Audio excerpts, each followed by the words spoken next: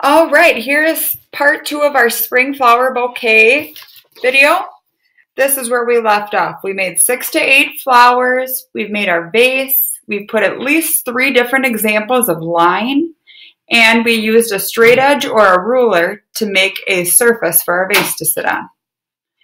And now we are going to start decorating our flowers. There are so many different ways we could decorate them, but I'm going to give you just a few ideas. On our example, you can see some of them have a swirl, some of them have straight lines, diagonal, a star. Some are this one over here has a petals around it. All right, so I would use a pencil first in case you want to do any erasing. And on here, I think I'm going to make some kind of pointed petals.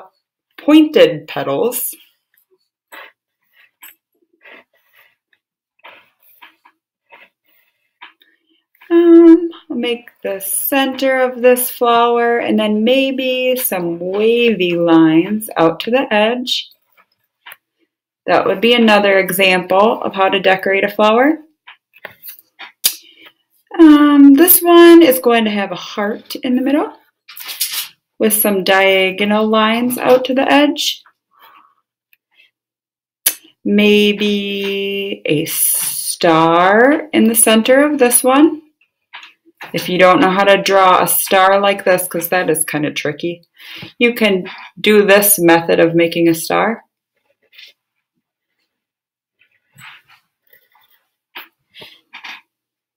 And then you could do a dot in the center of one and then make a swirl that goes all the way around the flower. And this is kind of shows you how to make a rose. So if you go like this to kind of make a half moon shape, and then find the middle of that line, of this line, find the halfway point, make another little half moon, and keep kind of pivoting around that. It kind of makes it look like it's a rose. And let's see, maybe this one I'll do some just curved petals.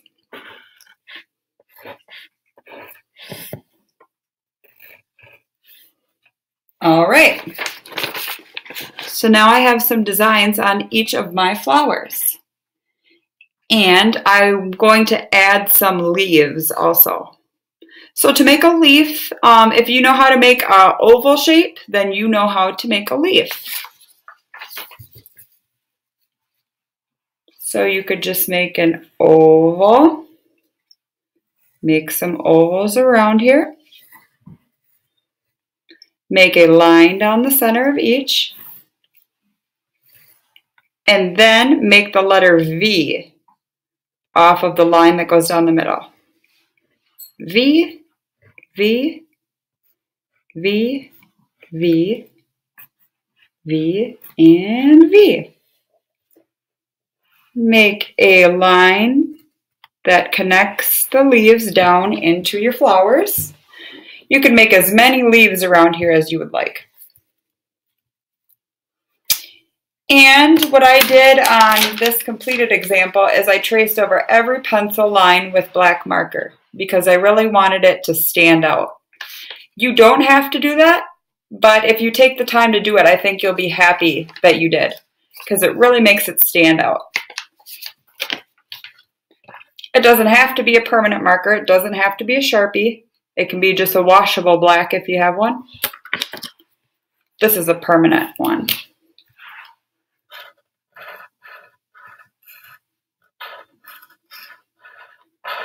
So you do that on all the lines that you've created.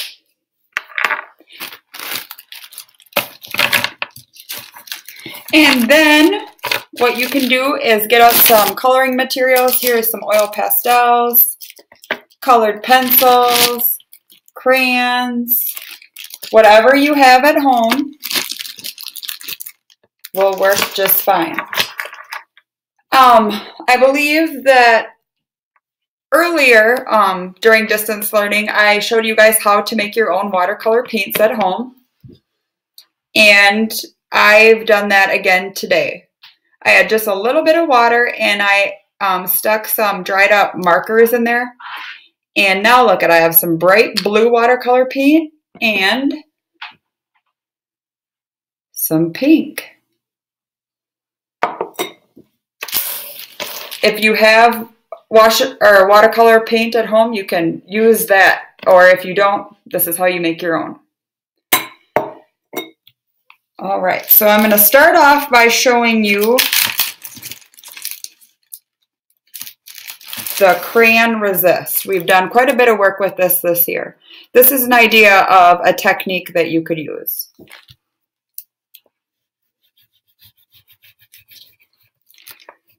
So you just color any area of your picture that you want in with a lighter color of oil pastel or crayon.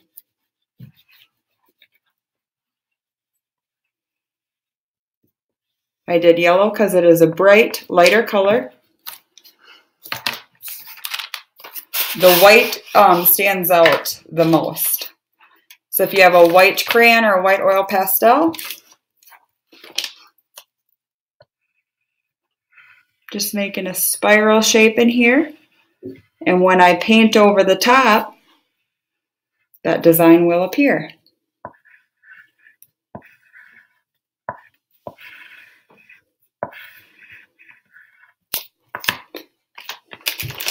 Can do some colored pencil. The good thing about this project is you can really use any kind of coloring material you want. So even if you don't have dried out markers or you don't want to make paint, you don't need to. You can use crayons or whatever you have at home. So you're going to get this colored in as many colors as you want because it's a spring bouquet and they are very colorful.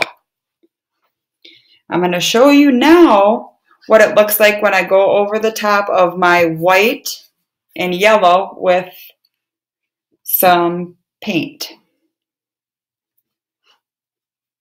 Dip my brush in the blue.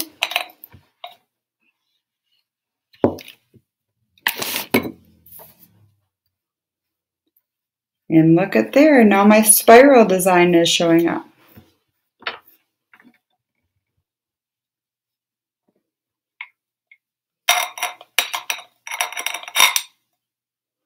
Now I'll do some pink over the top of my yellow.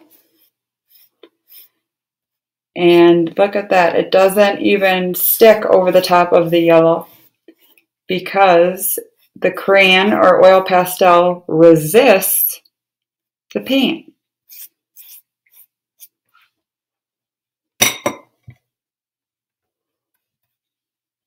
What do you think will happen if I mix pink and blue paint together? What color will it make?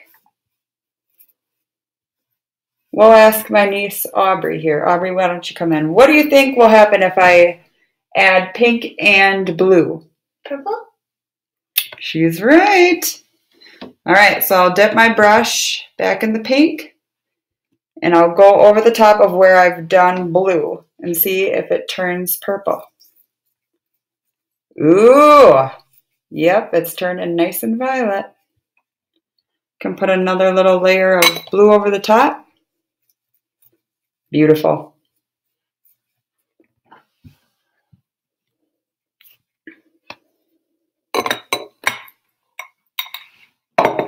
And then, I know I showed you in the last video, the tabletop surface, how I made that look like real wood, was I had a wooden surface that I laid my paper on, and then I used a crayon on its side, rolled it over the top of the surface, and it made it look like real wood.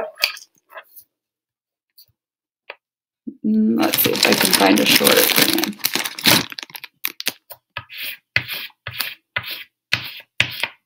Wow, look at that texture. How realistic.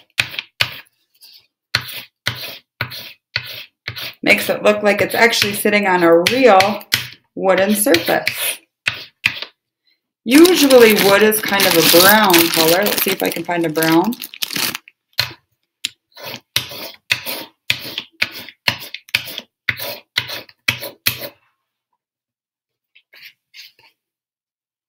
Very cool. So in order to complete your picture, just make sure that you have every line colored over the top of it. If you use black Sharpie or a black marker, and then if you do some kind of color over the top, that'll really make your picture come to life and look nice and springy. You don't have to do anything for the background surrounding your vase and flowers, but I just used a brush and made some kind of decorative lines with paint. There you have it, your spring bouquet.